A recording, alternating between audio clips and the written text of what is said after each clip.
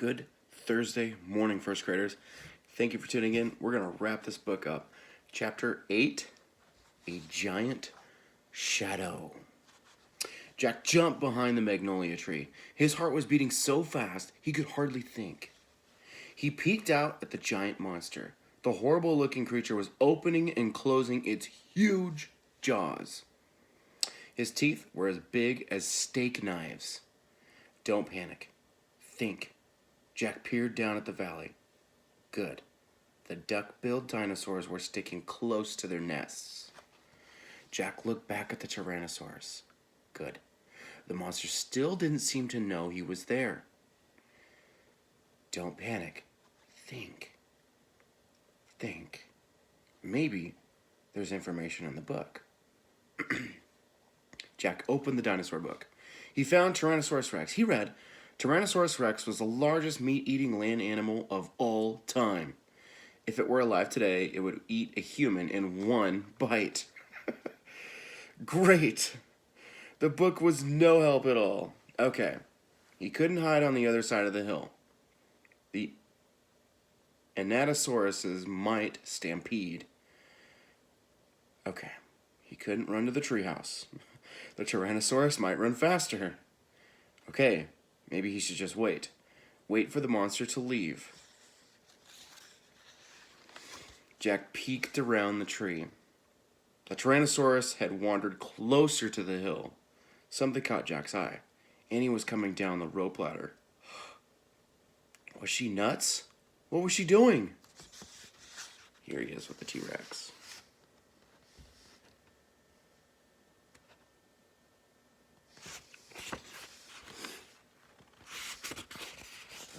Here we go.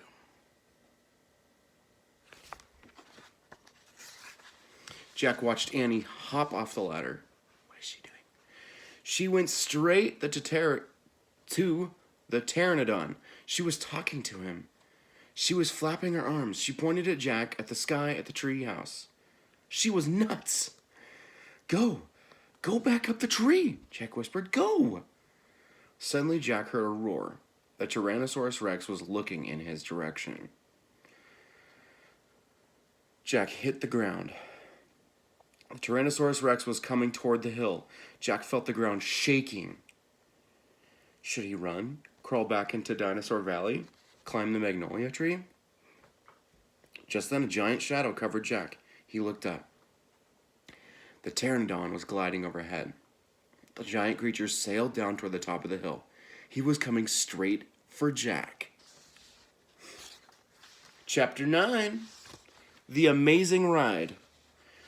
The Pteranodon coasted down to the ground. He stared at Jack with his bright, alert eyes. What was Jack supposed to do? Climb on? But I'm too heavy, Jack thought. Don't think. Just do it. Jack looked at the Tyrannosaurus. He was starting up the hill. His giant teeth were flashing in the sunlight. Okay, don't think. Just do it. Jack put his book in his pack. Then he eased down onto the pterodon's back. He held on tightly. The creature moved forward. He spread out his wings and lifted off the ground. They teetered this way, then that. Jack nearly fell off. The pteranodon steadied himself, then rose into the sky. Jack looked down. The Tyrannosaurus was chomping the air and staring up at him. The pteranodon glided away. He sailed over the hilltop. He circled over the valley, over all the nests filled with babies, over all the giant duck-billed dinosaurs. Then the Pteranodon soared out over the plain, over the Triceratops who was grazing in the high grass. It was amazing. It was a miracle. Jack felt like a bird, as light as a feather. The wind was rushing through his hair. The air smelled sweet and fresh. He whooped. He laughed. Jack couldn't believe it. He was riding on the back of an ancient flying reptile.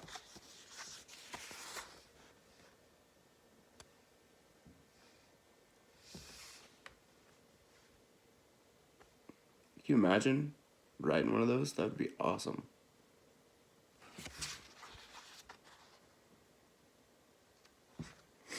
pteranodon sailed over the stream, over the ferns and bushes. Then he carried Jack down to the base of the oak tree. When they came to a stop, Jack slid off the creature's back and landed on the ground.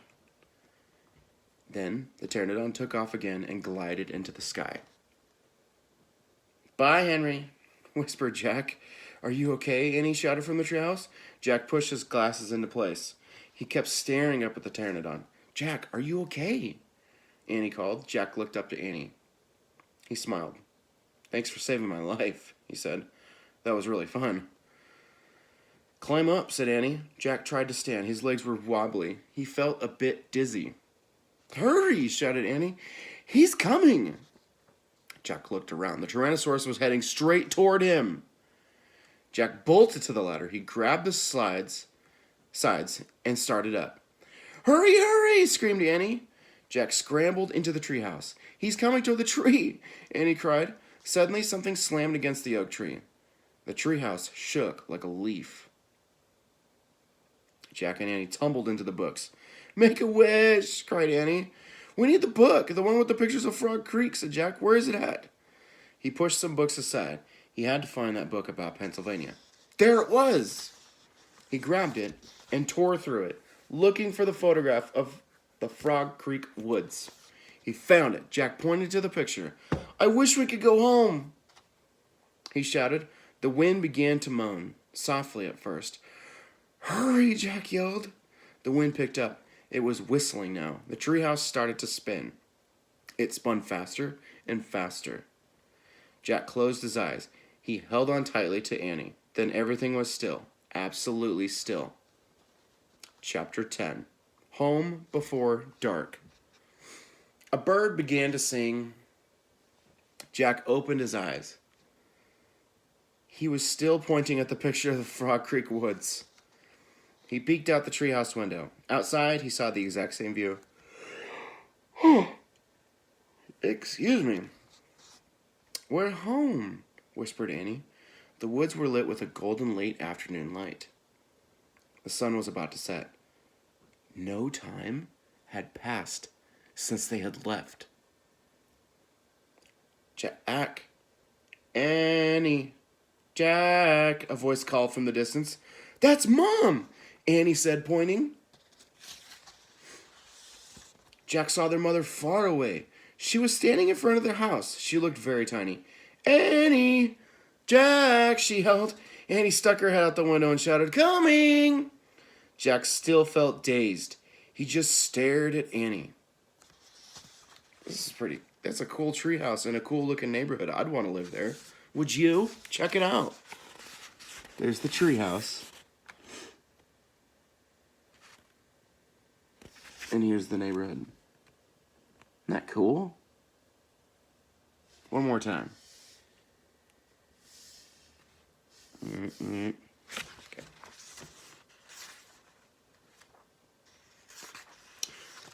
"What happened to us?" he said.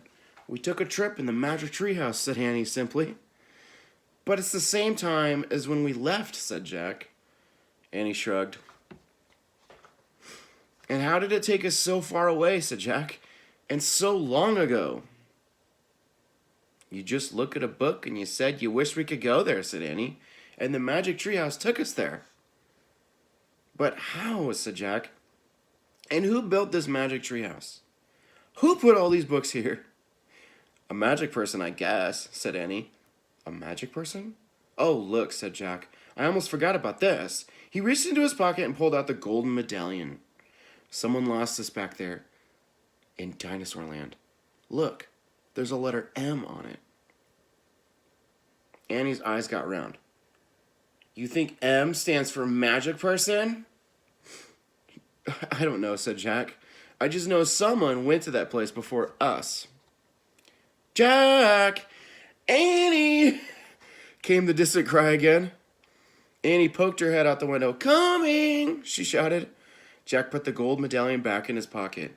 He pulled the dinosaur book out of his pack and put it back with all the other books. I don't have coffee with me, in case you're wondering. That's why I'm yawning.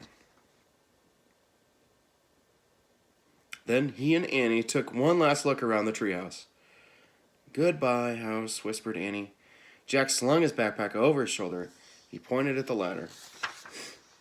Annie started down. Jack followed. Seconds later, they hopped onto the ground and started walking out of the woods. No one's going to believe our story, said Jack. So let's not tell anyone, said Annie. Here they are walking.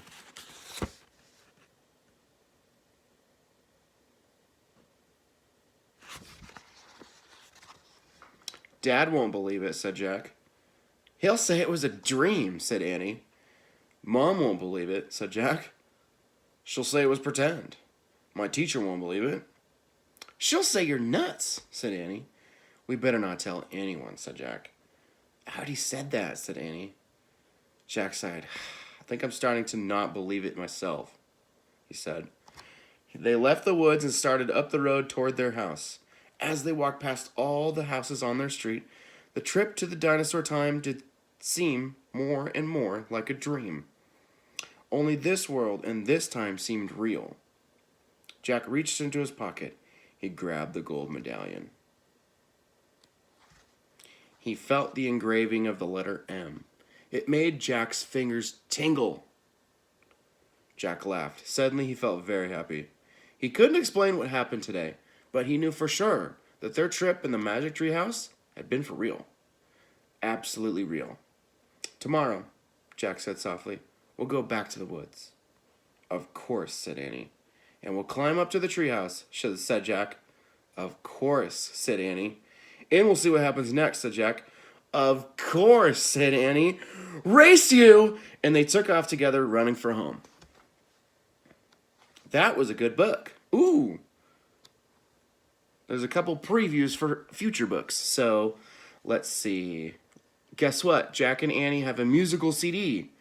Magic Treehouse, the musical. Ooh, and it's got a dragon on the front. Check it out.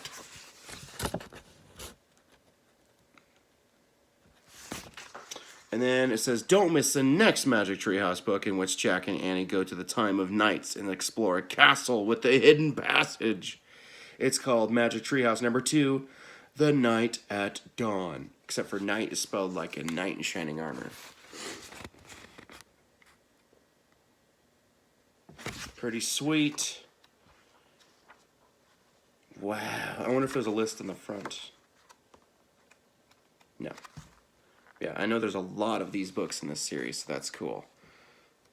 Thank you for tuning in for the last chapters of Dinosaurs Before Dark. Want to hear about the author? I'm going to read it anyways. It says, Mary Pope Osborne is the author of many novels, picture books, story collections, and nonfiction books. Wow. Her New York Times #1 best-selling Magic Treehouse series has been translated into numerous languages around the world. Highly recommended by parents and educators everywhere. I'm an educator. And yes, I would recommend this. Highly recommended by parents and educators everywhere. This series introduces young readers to different cultures and times in history, as well as the world's legacy of ancient myth and storytelling. She and her husband, writer Will Osborne, author of Magic Treehouse the musical, live in northwestern Connecticut with their 3 dogs. Miss Osborne is also the co-author of the companion Magic Treehouse Fact Tracker series with Will and with her sister, Natalie Pope Boyce. I don't know what that is, but that sounds cool too. Anyways, that's a little bit about our author. Cool. First graders, we have a Zoom meeting tonight. I hope to see you there. Yeah, I hope you've found some sort of talent to share with us. I'm excited to see what everyone is bringing. Yes, I hope to see you tonight. Thank you for tuning in. I'll see you later.